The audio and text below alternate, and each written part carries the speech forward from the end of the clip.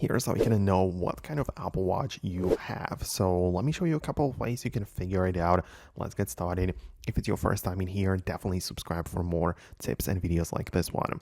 So as I said, more ways to figure it out. First of all, on the paired iPhone, you can open up the Watch app where you get to manage every single thing about it. And in the top left corner, you can tap on all watches, which is going to give you all of the information about it, right? So you can see your current watch, you can tap on more information, and this is going to tell you the details about the current watch OS version, like the operating system version and the model name, as well as model detail. So these are the important parts. So as I say, the model name is the one which you're likely going to recognize, like it might be the Apple Watch Series 8 or 10, 11, the Ultra 1, 2, 3, whatever. And then below, we also have the model detail because, there are different sizes of the Apple Watch and it might give you some other information about it, like it might talk about the materials made or the body of which material is made, so it's kind of like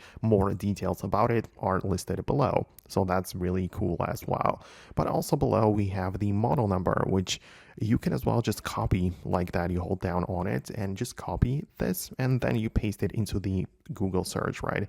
And basically when you look that up, it's going to tell you all of the information about it on plenty of different websites. So you can look it up by this model name or even just type in the model name in fully, right? So that's just how it kind of works. And outside of that, if you cannot really get the Apple Watch information from the iPhone, you can always just flip the back side of the watch and see the details right there. So at least it should tell you something, like the series should most definitely be visible right there. So that is, of course, another way to figure it out if you don't know it by the details, because obviously the Ultra looks much different than the regular series and so on. So yeah, on the backside it's going to give you the actual name of the watch. So I hope it makes sense. Let me know what you think below. Subscribe for more tips and I'll see you later.